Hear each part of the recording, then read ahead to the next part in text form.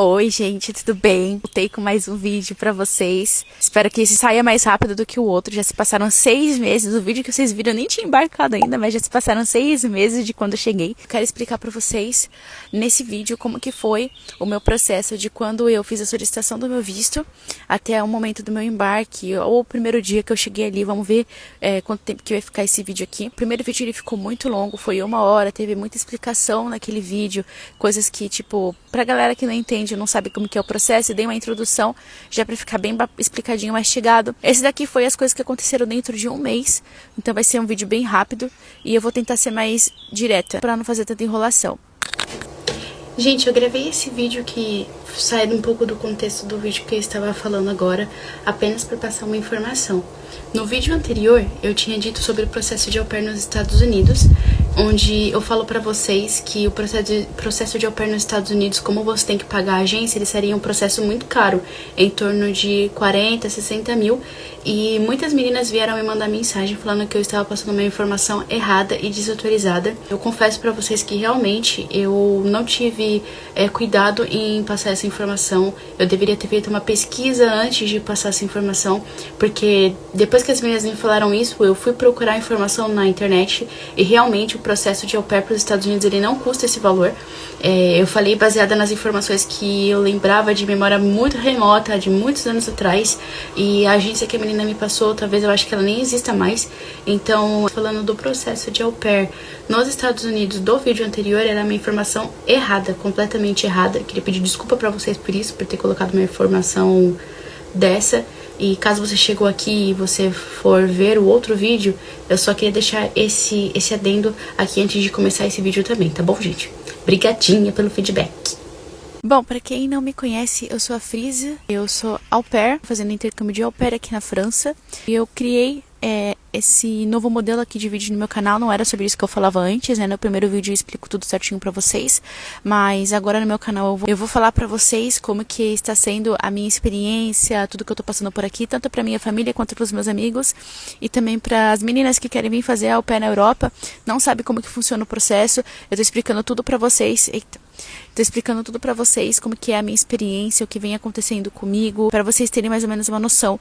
Também falando sobre a parte burocrática do processo, né? Bom, gente, no vídeo anterior eu entrei mais no detalhe sobre as coisas. Quem chegou aqui de paraquedas não sabe do que eu tô falando, pra não ficar perdido na história, coloca no 2x o vídeo anterior, vou deixar aqui no card.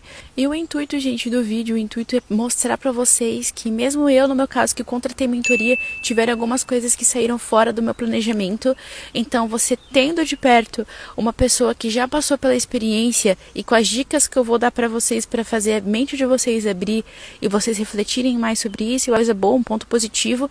E como eu disse no vídeo anterior, eu vou repetir. O intuito aqui não é acabar com o sonho de ninguém.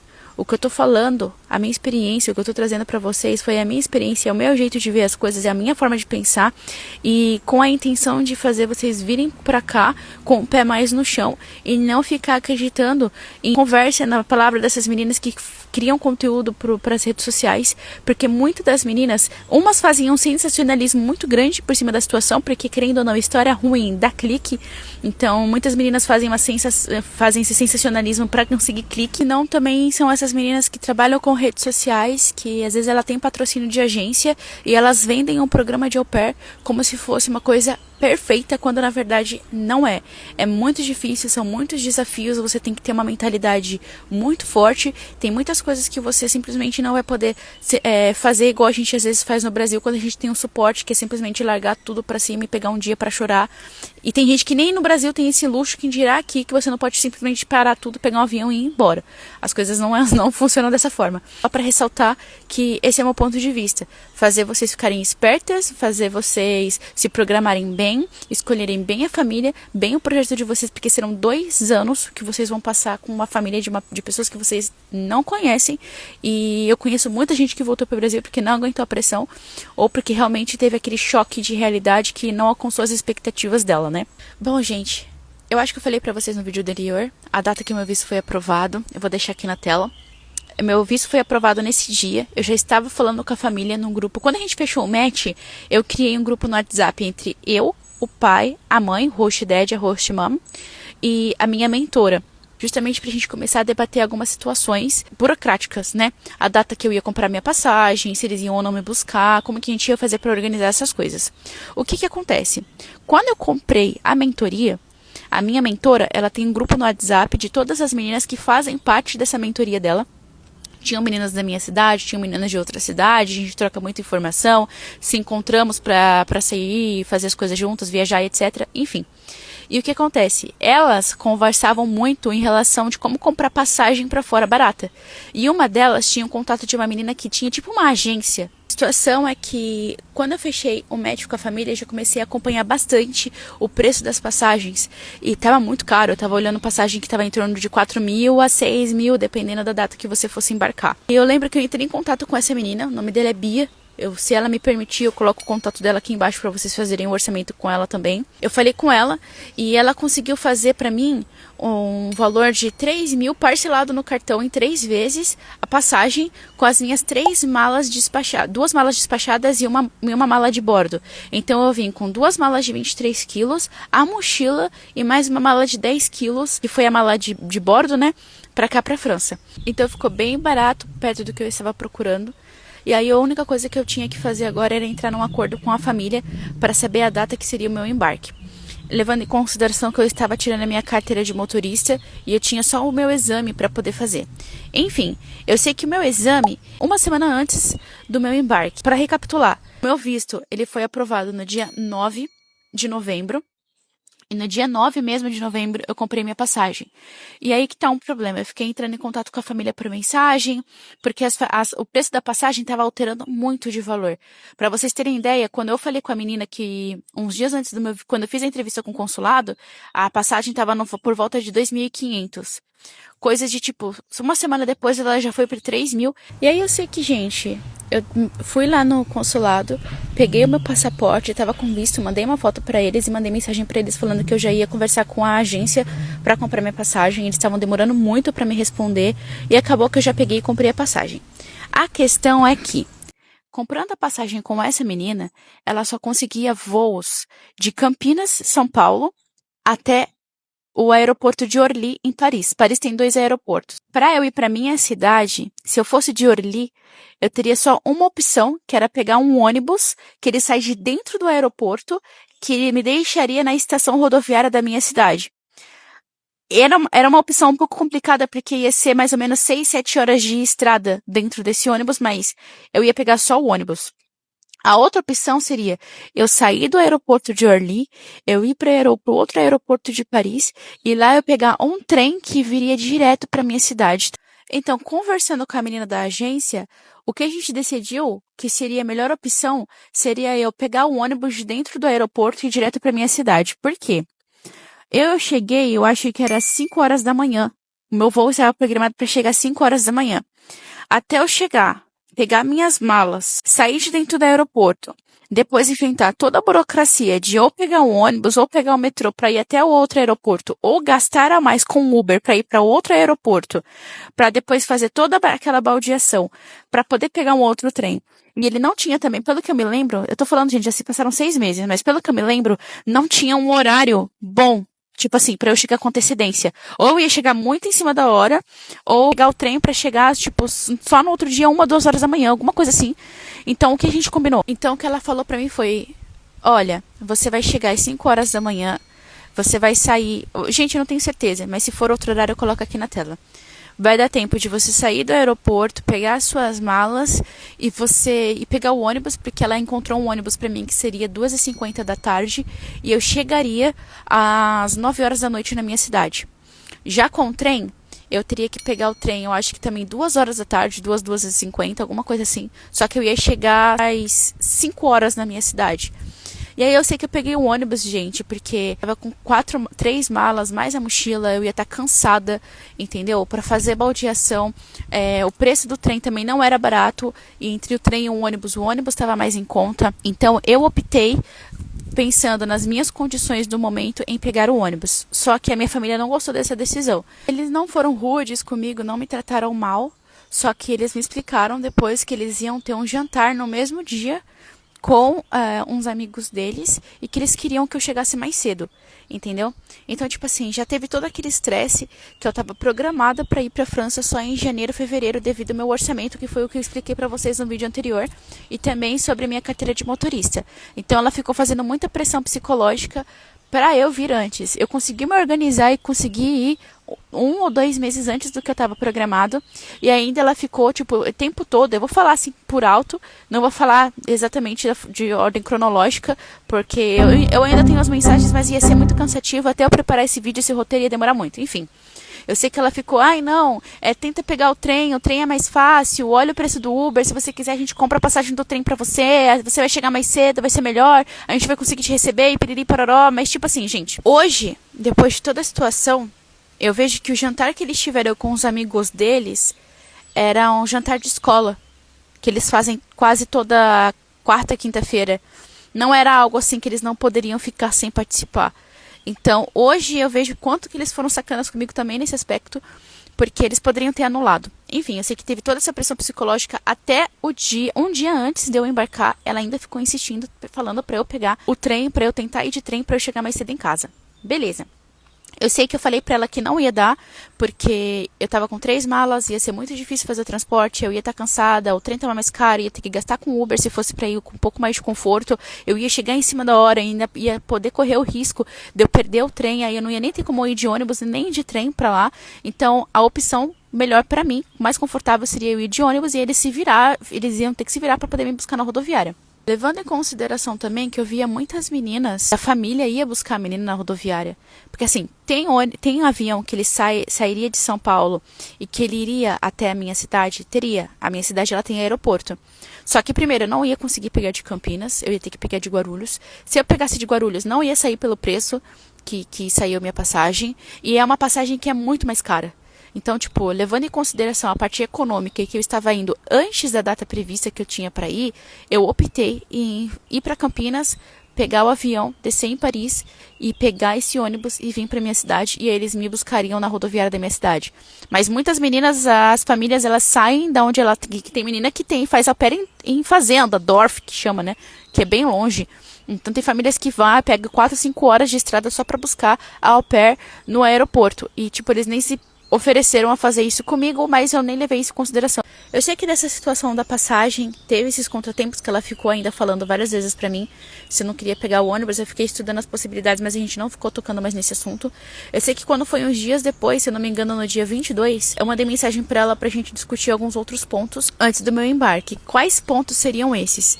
Eu vi aqui no grupo muitas meninas negociavam com a família alguns benefícios, que é o curso de francês, academia, transporte, entre outros benefícios. Eu só aceitei as coisas que ela me passou. Então, se eu tenho uma dica para dar para vocês, eu não sei dizer se eu fui afobada, porque eu fiz a reunião com ela e tinha muitas coisas que eu queria, então eu não dei espaço para conversar com outras famílias, ou se foi porque eu também fui tonta e não negociei nada. Hoje, com a minha experiência, o conselho que eu posso dar, se você for cuidar de mais de 3 crianças, eu já não aceitaria o mínimo, eu acho que o mínimo já não é aceitável em nenhuma das situações.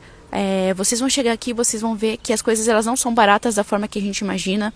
Eles comem muito diferente do que a gente. Então, principalmente no quesito alimentação, vocês vão acabar gastando mais.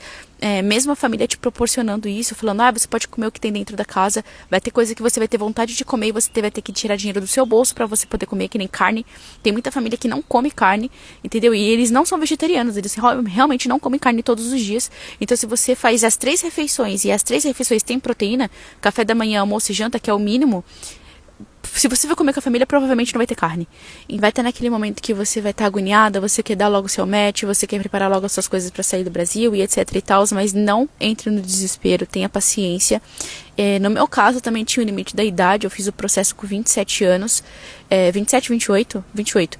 Então, era só até os 30, eu queria fazer os 2 anos e ia dar certinho se eu fosse nessa data. Então, acho que foi muita pressão de muita coisa que aconteceu. Mas se você ainda tem idade para você procurar e fazer parte do processo, não se afoba, né?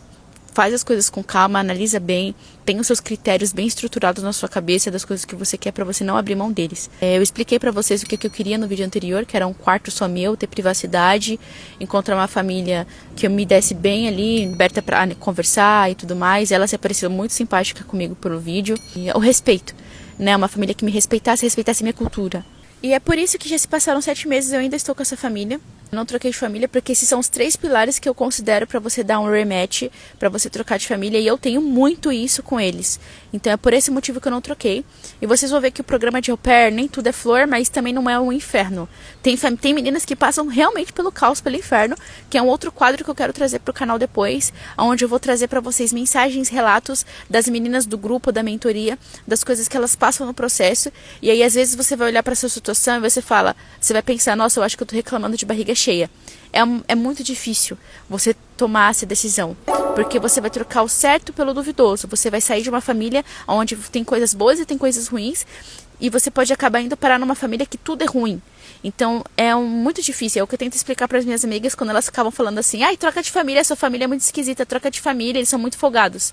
Então, tipo, fica aí no ar também essa questão. Mas enfim, voltando ao assunto, eu só fecharia um match hoje para receber o mínimo se, primeiro, eu tivesse muitos benefícios, se a família fosse pagar meu curso de francês, se a família fosse pagar o chip do celular, se a família fosse pagar meu transporte, só nessa situação, e se fosse 1 ou 2 crianças no máximo.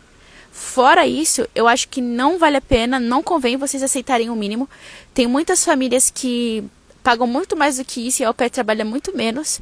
E são famílias que são de cidades muito grandes, que nem Paris, Lyon, Bordeaux, Nantes, etc. Então, assim, pensem muito bem na hora que vocês forem negociar com a família de vocês. Então, a minha conversa com ela no dia 25 foi para falar sobre algumas questões que as meninas fazem no au pair.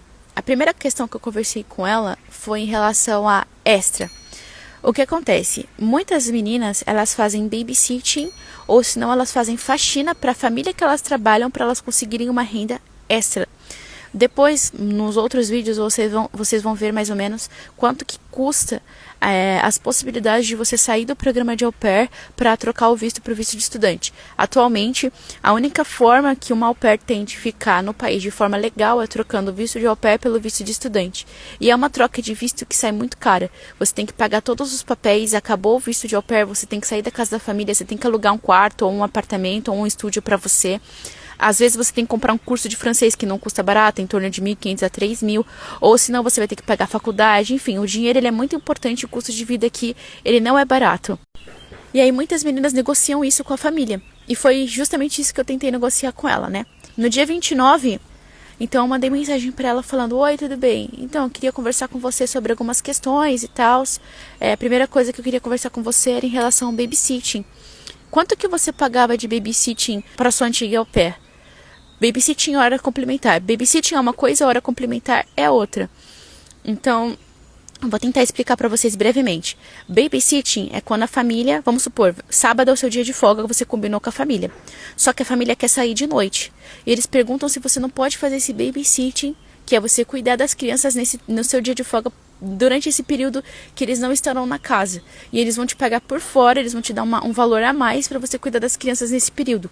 Já as horas complementares são as horas extras. O contrato de au pair aqui na França é 25 horas semanais e 5 horas por dia, não pode passar disso. Se passou disso no seu horário de trabalho, ele é hora extra, é considerado como hora extra, e você tem que ser paga por isso. Ou o que você pode fazer é um sistema de banco de horas. Eu aconselho isso? Não, eu não aconselho. Se a família falar pra você: ah, mas aí a gente pode te dar, eles não vão te dar folga, eles vão sempre precisar de você. Então, assim, você vai precisar de dinheiro, gata, acorda pra vida, você vai precisar de dinheiro. Então, se na hora de negociar isso com a família, vocês vão ver o que aconteceu comigo na minha situação no terceiro vídeo, vocês vão entender.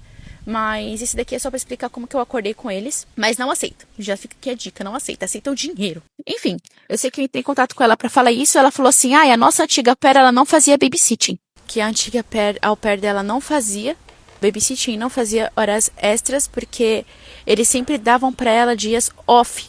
Ou se não, semanas de férias. Que ela não pagava pelo babysitting, que ela não pagava pelas essas horas. Na época, gente, o meu francês era um francês bem básico, eu usava o Google Tradutor para poder falar com ela. E eu sei que eu entendi que, tipo, ela não precisaria, porque antes, a gente conversando por mensagem, ela me explicando como que seria a minha rotina, ela tinha me explicado que eu iria começar a trabalhar das 4 até as 8 horas da noite, que talvez eu trabalharia de domingo, a minha grade de horas da semana, às vezes chegaria a 25 horas, ou senão não chegaria a isso. Então eu falei, bom, ela não precisa de babysitting, e eu não vou trabalhar mais que as 25 horas, e eu também não vou fazer extra, então tá tudo bem. Deixei do jeito que tava, porque eu também vi as meninas falando no grupo da mentoria, que elas fazem extra aqui para outras pessoas, babysitting para outras pessoas, então tem como você acabar procurando uma forma a mais de fazer dinheiro aqui. E eu pensei, bom, eu vou começar a trabalhar às 8 horas da manhã, aliás, às 4 horas da tarde, então eu tenho das 8 horas da manhã até as 3, 4 horas para poder fazer, de repente, alguma fonte de renda extra. O horário estava muito bom para mim, porque era uma agenda que eu queria, uma agenda que eu não precisasse acordar cedo. Enfim, eu sei que foi isso uma das coisas que a gente combinou. Outra coisa que as meninas fazem, como eu falei para vocês, é a questão da faxina. E eu perguntei, vocês têm empregada na casa? Muitas das meninas, elas combinam com a família para fazer faxina ou passar roupa para conseguir uma fonte de renda extra. Isso é do interesse de vocês? Vocês precisam? A gente pode combinar? Ela me disse que eles já tinham empregada, que tinha uma pessoa que vinha para poder limpar a casa, que eles não iriam precisar de mim. E que talvez, se fosse o caso, o pai ele tinha um escritório e ele iria precisar de alguém para poder limpar o escritório.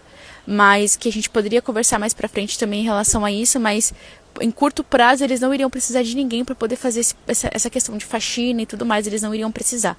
Então já era um outro ponto também que eu não teria oportunidade com essa família de fazer mais dinheiro.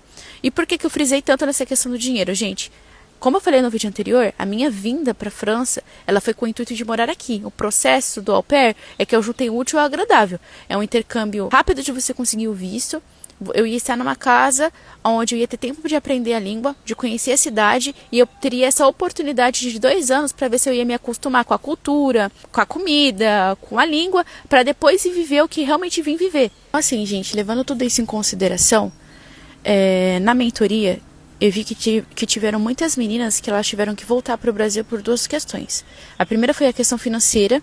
Quando você acaba o processo de au pair, tem meninas que tem que sair da casa da host family, você tem que alugar um quarto, um estúdio, alguma coisa para você. E o curso que você vai ter que comprar, no pior das hipóteses, tem formas gratuitas, mas na pior das hipóteses é comprar um curso de francês para você ficar aqui, porque ele vai te dar o visto de estudante e você tem que pagar por ele. Então o dinheiro é tão importante quanto o seu planejamento com as datas. Por quê? Vamos supor que o seu visto vence em dezembro. Você tem que programar 3 meses antes do seu visto vencer para fazer a solicitação da troca de visto, que é da troca de au pair para o visto de estudante. E tem o dossiê das coisas que você tem que entregar. E dentro desse dossiê, uma dessas comprovações, no pior das hipóteses também, é ter 8.000 euros em conta. Se não tiver os 8.000 euros, você já tem que ter um contrato de trabalho e já tem que ter também um contrato de uma matrícula de um curso que você vai fazer, que vai te dar essa possibilidade de você ficar como estudante aqui. Então, assim, é um processo muito estressante, é um processo muito delicado, tem datas para isso. Então, se você tem que se programar 3 meses antes, nesse período você já tem que estar matriculado numa escola, e aí você tem que ver quando que as escolas começam a abrir a data para fazer as matrículas. Não é igual ao Brasil, o ano letivo aqui ele é diferente, então você tem que se programar para tudo quando você vem com o intuito de ficar aqui, quando você usa o au pair como uma possibilidade, uma porta de entrada. E muitas das meninas, elas vêm sabendo disso, elas falam, ai, não tem tempo, eu vou viajar. E aí pega o primeiro ano, viaja o primeiro ano inteiro, e aí o segundo ano acaba que dá ruim, ela não consegue se programar financeiramente, começa a ir atrás de escola e tudo mais, vê que a cidade onde que ela tá não é favorável, ela vai ter que trocar de cidade, enfim, é bem burocrático. A outra questão que eu fui conversar com ela foi sobre o curso. Eu não lembro mais ou menos em qual momento que a gente conversou sobre isso, que ela falou pra mim que tinha muitos cursos gratuitos aqui na minha cidade. E aí ela falou uma coisa que vai ficar muito importante aqui também pra vocês pro próximo vídeo. O que acontece? Quando eu fui falar sobre o curso, ela me mandou vários links, pediu para eu procurar, para eu entrar em contato. Ela não me ajudou em quase nada nos processos e mesmo depois que eu cheguei, vocês vão ver que foi uma coisa que eu fiquei bem chateada também. Ela me mandou vários links e ficou falando, ai, manda mensagem pra eles, entre em contato com eles, pergunta se tem, vê como que funciona. Tipo, eu que tive que correr atrás de bastante coisa. E ela me falou o seguinte, faz um teste, se tiver mensagem eu coloco o print aqui também, faz um teste nesses cursos gratuitos e ver como que você se desenvolve. Se acontecer de ser um ensino muito básico, a gente pode pagar para você 3 meses de um curso de francês numa escola particular, que foi o mesmo lugar que a nossa antiga au pair fez. Marquem essa informação no chip frontal de vocês. Falou isso pra mim, falou pra eu continuar procurando e tudo mais. E aí eu combinei com ela que eu ia começar a procurar a partir de dezembro. Ou se não de janeiro, porque ia acabar as festas de Natal e tudo mais. Em janeiro eu começaria a procurar uma escola gratuita e a gente iria falar sobre isso depois. Fim, foi isso que a gente conversou. Depois de uns dias, isso foi no dia 25, se eu não me engano. Foi no dia 25, a gente conversou sobre a passagem no dia 9 de novembro. No dia 25 eu chamei ela para falar sobre isso. E quando foi no dia 29 de novembro, ela me mandou uma mensagem para falar assim, que eu estaria de férias do dia 24 de dezembro até o dia 31 de dezembro. E eu fiquei, não entendi. Ela me perguntou, quais são os seus planos para essa data?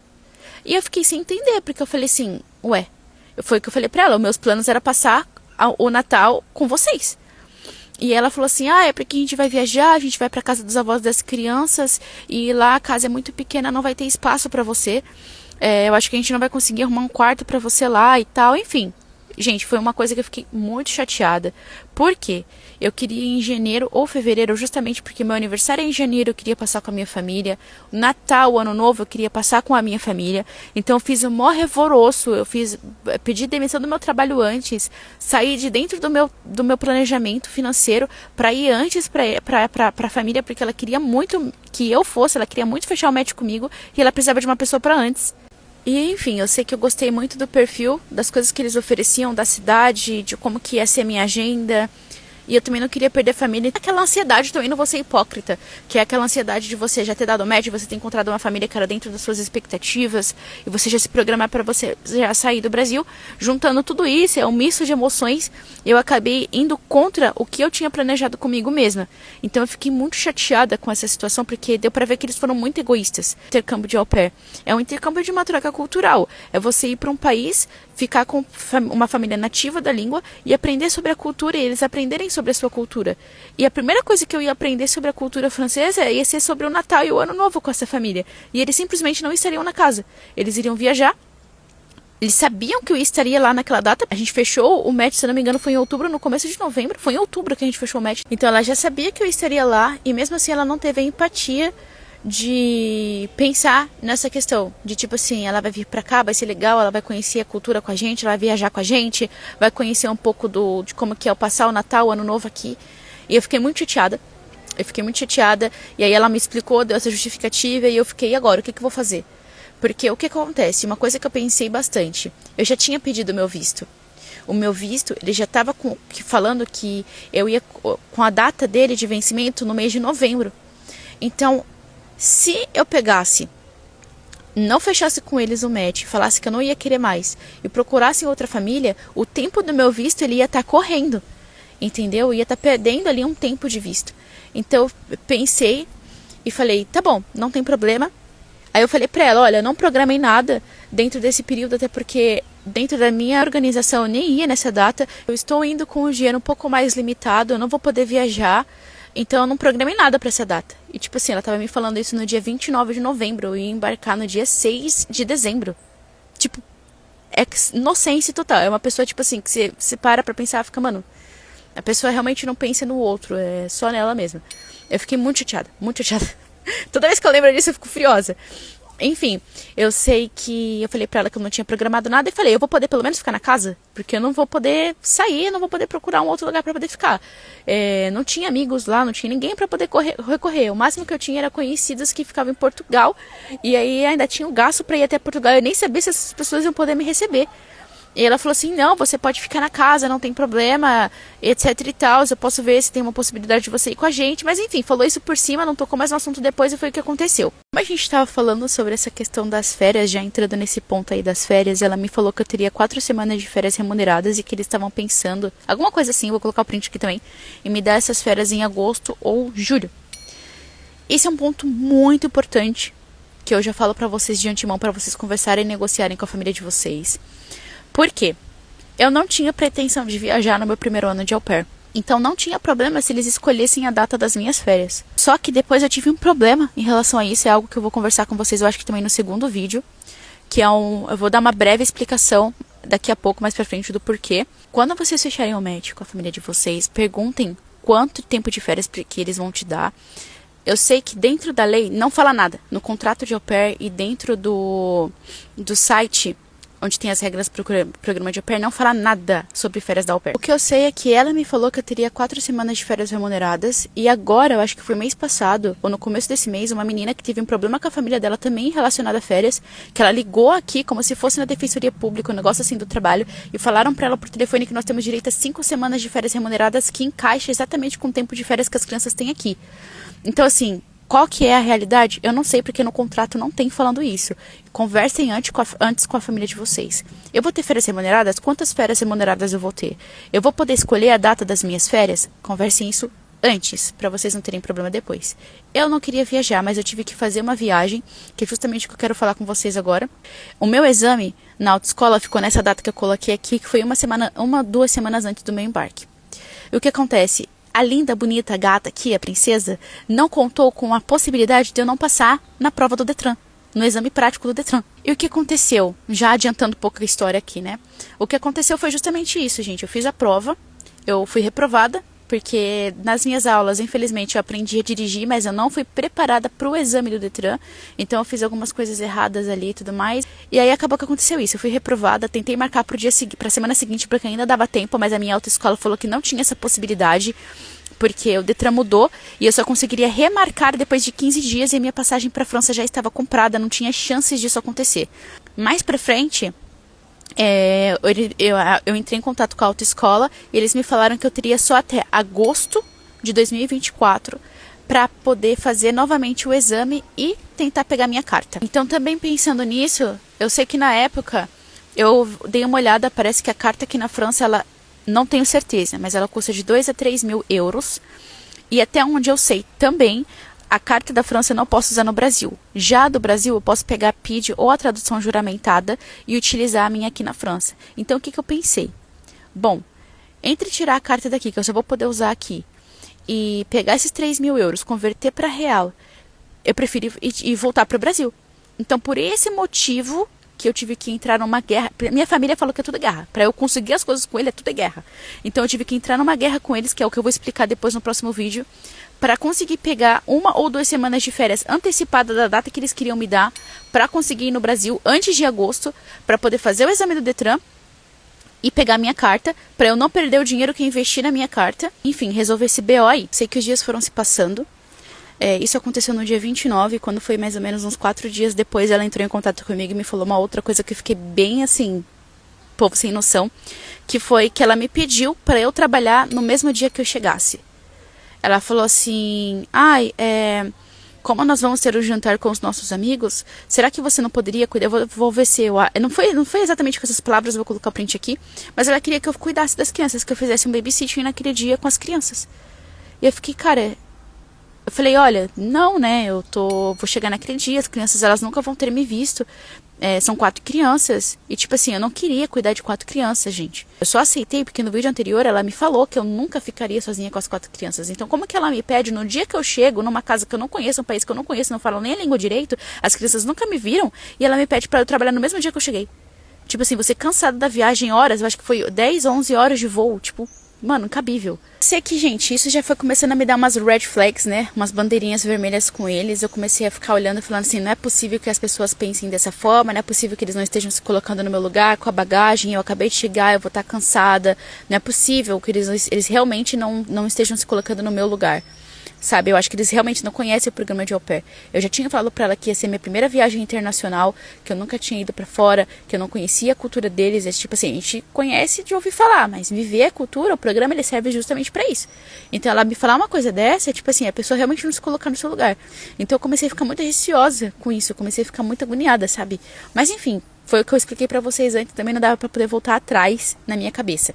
Bom, gente, eu acho que esse vídeo aqui já ficou bem longo, vai dar mais do que uns 30 minutos, eu não queria que isso acontecesse, então eu vou encerrar o vídeo por aqui. Já no dia do embarque, e mais as informações das primeiras impressões de quando eu cheguei, eu vou deixar para o próximo vídeo. e vou explicar pra vocês tudo certinho. Se eu lembrar de mais alguma coisa, é bom que eu tenha um tempo pra poder olhar as conversas e tudo mais, que quando eu for editar pra pegar os prints, eu já coloco aqui pra vocês. Eu espero que eu tenha tirado algumas dúvidas de vocês, espero que eu tenha aberto a mente de vocês. Eu sei que tem muita menina que não tem condições de pagar uma mentoria, por mais que eu ainda indique, falo que vale super a pena.